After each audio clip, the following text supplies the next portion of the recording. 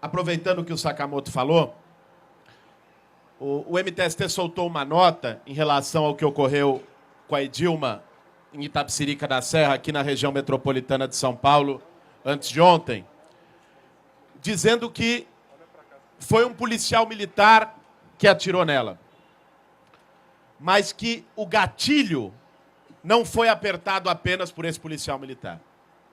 O gatilho do tiro que pegou na barriga da Edilma, que está na UTI, embora em recuperação, foi apertado por Jair Bolsonaro, foi apertado pela Rede Globo, foi apertado por Silas Malafaia, foi apertado por todos aqueles que estão semeando ódio, fascismo, a intolerância na sociedade brasileira.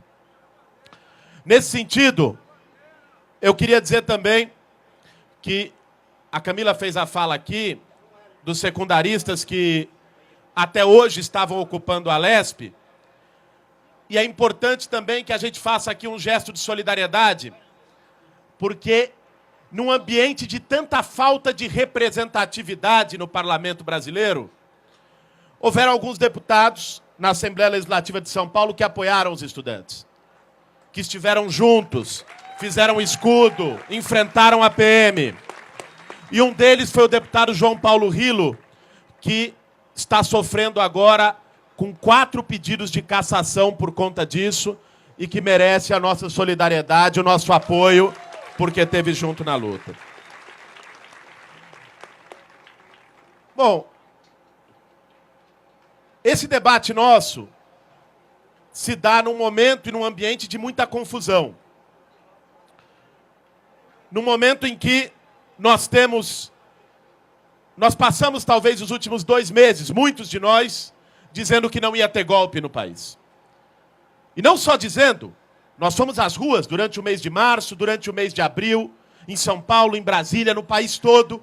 Tomamos as ruas numa grande onda de mobilização democrática, como não se via há muito tempo,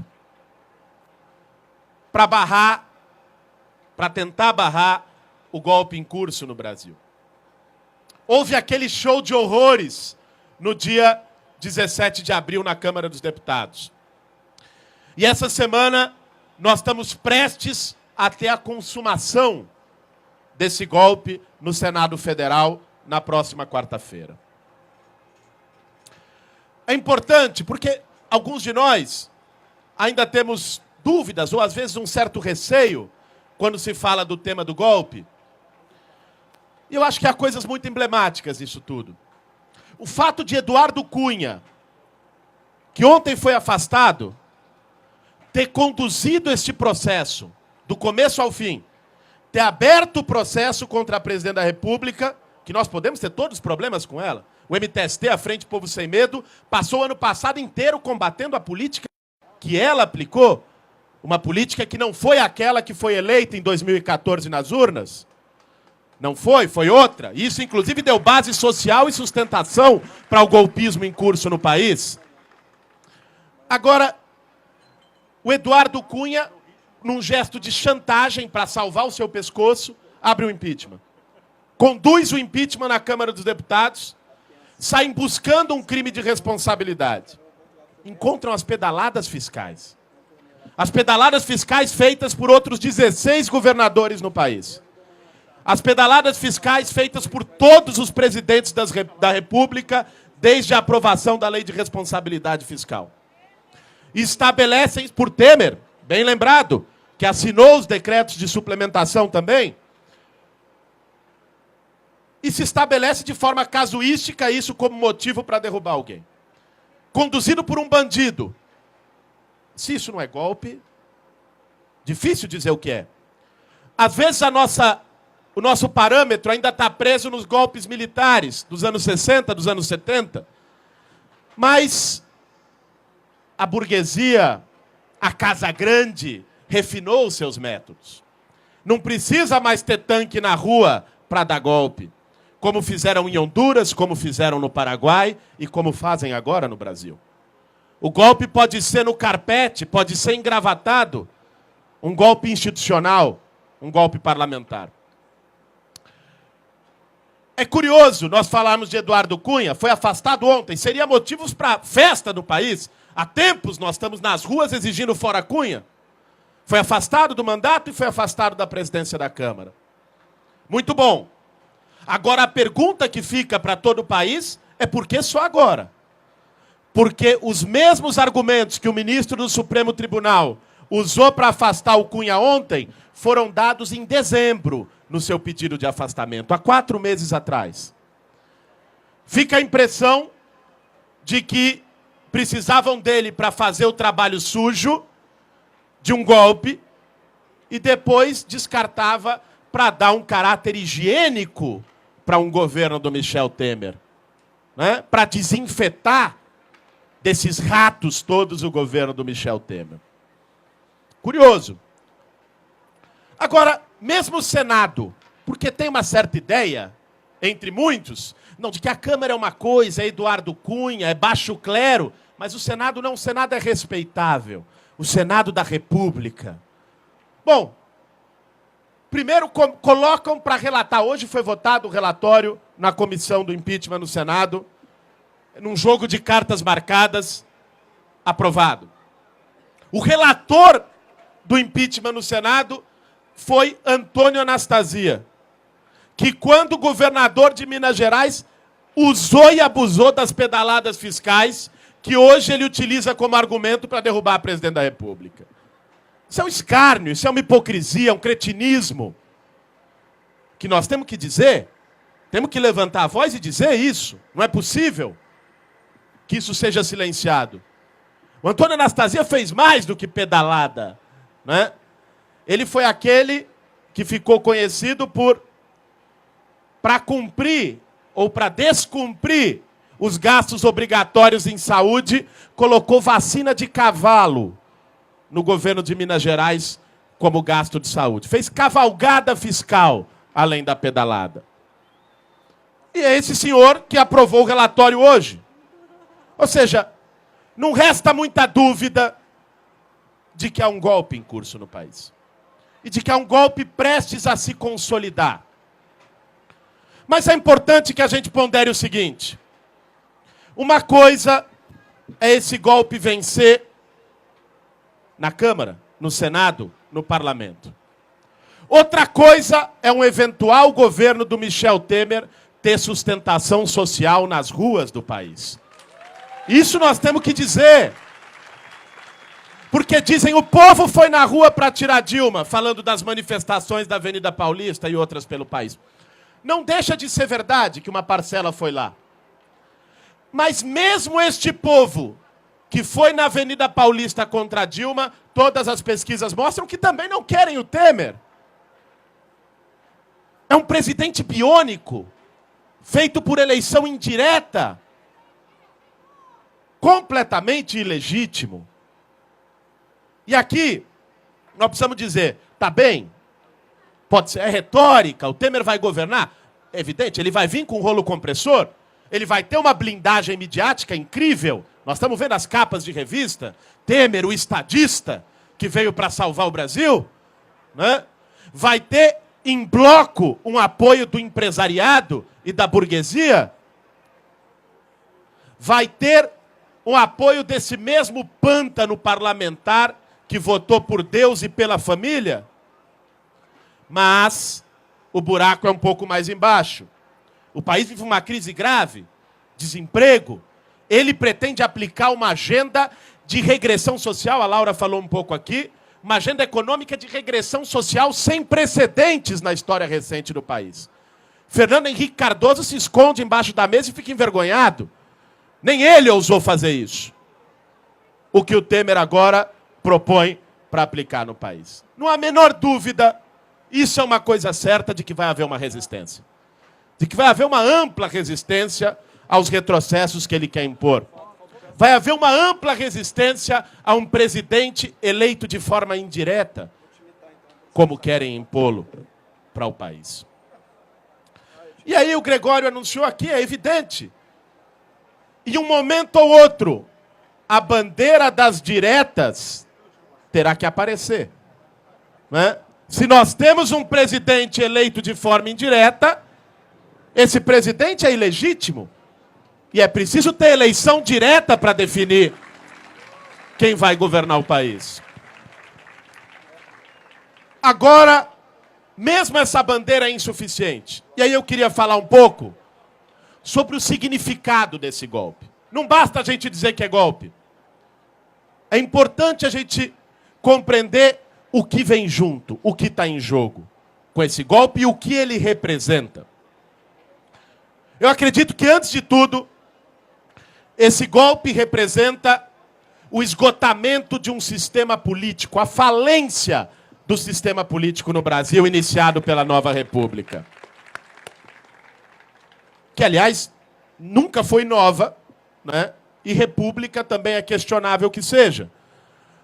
Agora, este sistema político, baseado no financiamento empresarial de campanha, baseado num Estado totalmente aberto e permeável aos interesses econômicos e fechado aos interesses populares, numa participação popular pró forma na urna de 4 em 4 anos, sem mecanismos de decisão, de democracia direta, este sistema político se esgotou. Se há algo de positivo no processo, que é a Lava Jato, que se viciou e se tornou indefensável, tão indefensável quanto a corrupção que ela buscou investigar, quando começa a ser seletiva, quando se conduz de uma forma a linchar e a não respeitar garantias constitucionais. Mas a Lava Jato mostrou algo de positivo. E mostrou algo, na verdade, que a esquerda brasileira e os movimentos sociais dizem há quase 30 anos. Que, no Brasil, o poder político é refém, desde sempre, do poder econômico, pelo sistema de financiamento de campanha. Que as construtoras são o carro-chefe disso. E de que esse sistema já foi. Esse sistema político já era. Não representa mais ninguém. E isso começou a ficar claro no país. Esse processo do golpe, esse processo político que nós temos vivido, de aceleração, de polarização, também mostra uma outra coisa, que é também o esgotamento do pacto social. Nesse momento, é claro que pode criar uma onda de solidariedade ao Lula, a Dilma, ao PT, é compreensível. Mas este é um momento que nós temos que refletir e fazer um balanço sobre os 13 anos de governo petista. E neste balanço, o esforço que foi feito pelo governo petista foi o esforço de fazer um grande pacto de conciliação no país. Onde ganhavam os usineiros, os empreiteiros, os banqueiros, que ganham desde sempre há 500 anos no Brasil, mas alguma coisa gotejava para os trabalhadores, para os mais pobres, por programas sociais, por crédito, por aumento da massa salarial. Esse pacto, baseado na estrutura conservadora do sistema político, e hoje paga o preço, o pacto feito ao custo de deixar na gaveta qualquer reforma estrutural e popular no Brasil. Cadê a reforma tributária, a reforma agrária, a reforma urbana, a auditoria da dívida pública? Ficou para lá. Este pacto de conciliação chegou ao limite. E o curioso é que ele chegou ao limite não porque os que ganharam menos se rebelaram, mas chegou ao limite porque os que ganharam mais queriam ganhar mais ainda. Chegou ao limite porque a burguesia brasileira demonstrou que nem com um projeto tão limitado de avanços como é o do PT, ela sabe conviver. A burguesia brasileira, a Casa Grande, trouxe à tona todos os seus preconceitos históricos, todo o seu reacionarismo visceral. A mesma Casa Grande que não engoliu até hoje a abolição da escravidão no Brasil. A Casa Grande que acha que cota é bolivariano. Bolsa Família é comunista. É com essa gente que nós estamos lidando do outro lado. É gente que foi na rua dizer que tinha que derrubar a Dilma porque ela fazia parte de uma conspiração comunista do Foro de São Paulo. A Dilma, que estava falando de reforma da Previdência e estava fazendo ajuste fiscal. Ela mesma. Ou seja, este pacto de conciliação no país acabou porque a burguesia não quis mais ele. E radicalizou, e polarizou, e botou pitbull na rua, e foi para a linha do ódio, da criminalização, atirou na Edilma, matou os 2 sem terra no Paraná, e agrediu quem estava de vermelho, cuspiu no Sakamoto, enfim, fez o espetáculo de intolerância, de fascismo que nós temos assistido no país no último período. Este pacto se esgotou. A nova república se esgotou. Mas o fato de terem se esgotado, e o golpe e a demonstração disso, não dava mais para conviver com nenhum dos dois dentro da institucionalidade. Por isso eles tiveram que recorrer à exceção. Agora, este fato de ter se esgotado não significa que acabaram. Na história, quando alguma coisa se esgota, ela ainda pode persistir como cadáver ambulante por mais um tempo. E é o que eles querem fazer na farsa do governo Temer. Eles querem seguir adiante, fugir para frente com algo que já era no Brasil. Mas isso também abre espaço para nós. Abre uma avenida para reinventar a esquerda e as saídas populares para a crise que nós estamos vivendo. E esse é o desafio que nós temos que colocar aqui na praça. Que nós não podemos ter medo de dizer. Nós não podemos cair na onda de aí vem um governo Temer com um programa brutal e a gente cai no discurso. Não, no tempo do PT que era bom. Volta isso. Não volta. Isso não volta mais. Nós precisamos olhar para frente e construir o nosso novo ciclo. Um novo ciclo de lutas, de mobilização e da esquerda no Brasil. Que vem desde baixo, que vem arejado pelas lutas da juventude secundarista, que vem arejado pelas ocupações do sem-teto, do sem-terra, que vem arejado pelos debates em praça pública. Esse é o desafio que nós temos hoje em mãos. E às vezes a gente se desespera. Se desespera Bolsonaro, a direita fascista, todo esse show de horrores que nós estamos assistindo. Mas a gente precisa parar, pontuar e refletir. O mesmo caldo que nos Estados Unidos gera Donald Trump, gera também Bernie Sanders. O mesmo caldo que na Espanha gera os Ciudadanos da direita, gera também o Podemos. E o mesmo caldo que gera Bolsonaro no Brasil abre a avenida para a gente construir uma nova esquerda e um novo campo de mobilização popular e democrática. É aí que nós temos que estar. Esse é o nosso caminho. Mas para isso nós temos que assumir nas nossas mãos a tarefa de reinventar um projeto de esquerda no Brasil. E acho que o que tem acontecido, tanto a experiência do governo do PT, quanto a experiência da luta contra o golpe por democracia, nos apontam qual é este caminho. Se o pacto social se esgotou, nós temos que apresentar o nosso projeto. Nós não queremos mais migalha da mesa da Casa Grande. Nós não podemos nos iludir mais que vamos fazer bons acordos sentados na mesa com a Febraban, sentados na mesa com os patos da Fiesp, ou com quem quer que seja do outro lado. Nós temos que construir o nosso projeto. E que é o projeto do combate duro, intransigente e democrático aos privilégios do 1% que sempre governaram este país, independente de quem esteja no governo. Combater esses privilégios significa reverter, inverter totalmente o funcionamento do Estado brasileiro. Hoje o Estado brasileiro, como sempre foi, ele é um Robin Hood ao contrário. Ele tira do pobre pelo sistema tributário desigual e regressivo, onde nós pagamos mais impostos do que os ricos, onde não há taxação sobre fortunas, onde há um imposto de renda totalmente generoso com os mais ricos, onde não há taxação de lucros e dividendos, onde quem tem um carro velho paga IPVA, mas quem tem helicóptero e lancha não paga coisa nenhuma. Este sistema que tira da base da sociedade é revertido aos ricos pelo sistema da dívida pública com juros escorchantes, com Bolsa Banqueiro. Essa gente que fala do Bolsa Família, pobre Bolsa Família, 30 bilhões. 30 bilhões não é nem 10% do orçamento reservado a pagar juro da dívida pública a cada ano ao Bolsa Banqueiro ou ao Bolsa Empresário.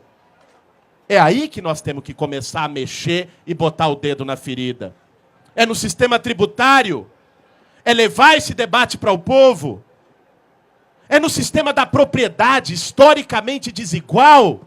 A propriedade, a desigualdade de propriedade no Brasil é escandalosa. E aqui nós não estamos falando nem de socialismo. Reforma agrária os Estados Unidos fez. Reforma agrária vários países latino-americanos fizeram. Reforma urbana a Europa toda capitalista fez. E aqui, falar nisso é proibido. Não se pode. É este programa que foi tirado da agenda pública no país pela ditadura militar e nunca mais voltou à tona por qualquer governo, por falta de coragem, por falta de disposição política, que nós temos que trazer à tona novamente. A polarização tem algo de ruim, porque ela gera essa violência toda. Mas a polarização também tem algo de bom, porque nos permite sair desse lamaçal, desse atoleiro da conciliação, onde o interesse do latifundiário pode se conciliar com o do sem terra, o interesse da Odebrecht pode ser igual ao do sem teto. Isso é ilusão e nós não temos mais que comprar esse discurso. Nós temos que fazer um combate decidido aos privilégios de quem manda no país. E, ao mesmo tempo, esse novo programa de esquerda precisa se basear na luta democrática que está sendo feita, mas precisa basear nela até as últimas consequências. Nós não podemos estar entre aqueles que foram falar de democracia para lutar contra o golpe, mas que se esquecem de falar de democracia quando morre a juventude negra e pobre na periferia. Que se esquecem de falar de democracia quando se nega o direito das mulheres de decidir sobre seu corpo. Que se esquecem de falar de democracia quando se nega o direito à diversidade da escolha sexual no país. Nós temos que aproveitar o debate da democracia para radicalizar a democracia. Para colocar de verdade o que nós queremos enquanto democracia. Que é as nossas liberdades, os nossos direitos individuais e coletivos. E é também a democratização desse sistema político. Democracia não é fazer conferência das cidades, conferência da comunicação, conferência de não sei o quê, que não serve para nada e vai para o lixo porque é só consultiva. A conferência das cidades, há 13 anos, decide que vai ter reforma urbana no Brasil. Aí o governo senta com a Odebrecht, com as construtoras, e resolve o que vai ser feito na política de verdade. Isso não é democracia. Democracia é participação popular de verdade, não consultiva. Democracia é ter mais mecanismos, além da eleição de 4 em 4 anos, para que a gente decida. E por isso chamar direta já agora é importante, mas não é suficiente. Nós temos que chamar muito mais coisa. Nós temos que defender um novo sistema político e uma nova organização da sociedade brasileira. Democracia, naturalmente, também é acabar com este desastroso, vergonhoso monopólio das comunicações no país. A gente reclama da Rede Globo. Fora a Rede Globo. A gente grita contra a Rede Globo. Mas, lamentavelmente, este governo que hoje está comendo o pão que o diabo amassou na mão da Rede Globo, financiou a Rede Globo com verba pública e estatal esses anos todos. E não pautou a democratização da mídia. Nós temos que colocar isso aí. Porque senão a gente corre o risco de repetir como farsa este processo que nós vivemos nos últimos 13 anos. Por último, Democracia, e isso tem que ser o rumo e o caminho do nosso projeto, significa levar a política para as ruas. Lamentavelmente, a própria esquerda caiu nesse engodo, se construiu a ideia, o senso comum, de que política é coisa de gabinete, de que política se faz na tribuna da Câmara, de que política se faz no momento de votar. E se esqueceu de trabalho de base, se esqueceu de mobilização social, e não tem vácuo na nossa sociedade, não tem vazio em lugar nenhum. Nós deixamos de fazer o trabalho de base nas periferias, pé no barro. Os evangélicos foram lá e tomaram este espaço, muitas vezes pela direita. Nós deixamos, ou pouco a pouco fomos desocupando as ruas como espaço de mobilização, a direita tomou as ruas. Este novo projeto político de esquerda, esta reinvenção da esquerda brasileira, que cabe a nós, a nossa geração, construir, ela passa por retomar a rua como espaço de fazer política. Isso é fundamental. Nos últimos meses, com essa polarização e essa confusão toda, a política saiu dos gabinetes e foi às ruas. Isso é bom, para um lado e para o outro.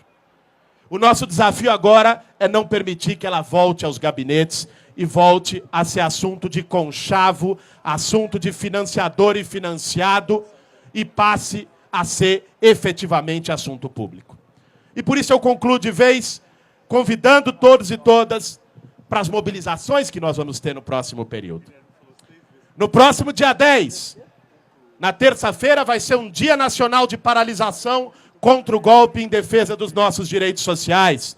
Vão se parar estradas, ruas, avenidas, rodovias, fábricas, locais de trabalho, e nós esperamos poder contar com cada um que está aqui. E não para por aí.